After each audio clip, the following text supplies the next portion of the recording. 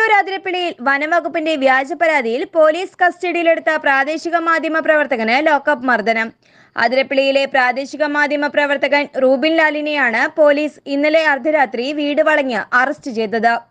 ഇന്നലെ കാട്ടുപന്നി വാഹനമിടിച്ചു കിടക്കുന്ന ദൃശ്യങ്ങൾ പകർത്താൻ ശ്രമിക്കുന്നതിനിടെ റൂബിൻ ലാലിനെ വനംവകുപ്പ് ഉദ്യോഗസ്ഥർ കയ്യേറ്റം ചെയ്തിരുന്നു. ഇതിന് പിന്നാലെ വനമന്ത്രി പ്രഖ്യാപിച്ച അന്വേഷണം അട്ടിമറിക്കുന്നതിനായിരുന്നു വനംവകുപ്പ് ഉദ്യോഗസ്ഥർ പരാതി നൽകിയത്. റൂബിൻ ലാൽ കൃത്യനിർവഹണം തടസ്സപ്പെടുത്തിയെന്നായിരുന്നു പരാതി.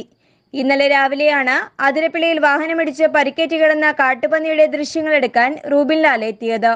എന്നാൽ ഇതിനിടെ റൂബിനോടുള്ള മുൻ വൈരാഗ്യം മൂലം വനംവകുപ്പ് ഉദ്യോഗസ്ഥർ ചോദ്യം ചെയ്യുകയും മർദ്ദിക്കുകയും ചെയ്തു.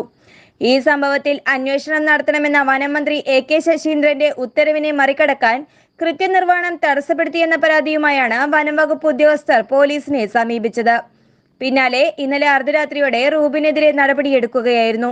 പന്നി കിടക്കുന്നത് വനഭൂമിയിലാണെന്നും ദൃശ്യങ്ങൾ പകർത്താൻ അനുവദിക്കില്ലെന്നും പറഞ്ഞ ഉദ്യോഗസ്ഥർ റൂബിൻ ലാലിന്റെ ഫോൺ തട്ടിമാറ്റുകയും മർദ്ദിക്കാൻ ശ്രമിക്കുകയുമായിരുന്നു. Pariyaram range Konnakkuzhi station beat officer ജാക്സന്റെ നേതൃത്വത്തിലായിരുന്നു അതിക്രമം.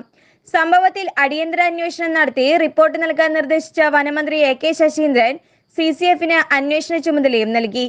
ഇതിനു പിന്നാലെ മന്ത്രിയുടെ അന്വേഷണം അട്ടിമറിക്കാൻ വനംവകുപ്പ് ഉദ്യോഗസ്ഥർ അതിരപ്പിള്ളി പോലീസിനെ സമീപിച്ചു.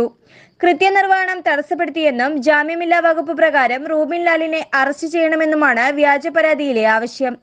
മന്ത്രി അന്വേഷണത്തിന് ഉത്തരവിട്ട മണിക്കൂറുകൾക്ക് ശേഷം 12 മണിക്ക് ശേഷമാണ് വനംവകുപ്പ് ഉദ്യോഗസ്ഥർ പോലീസിന് പരാതി നൽകിയതും രാത്രിയോടെ അറസ്റ്റ് ഉണ്ടായതും.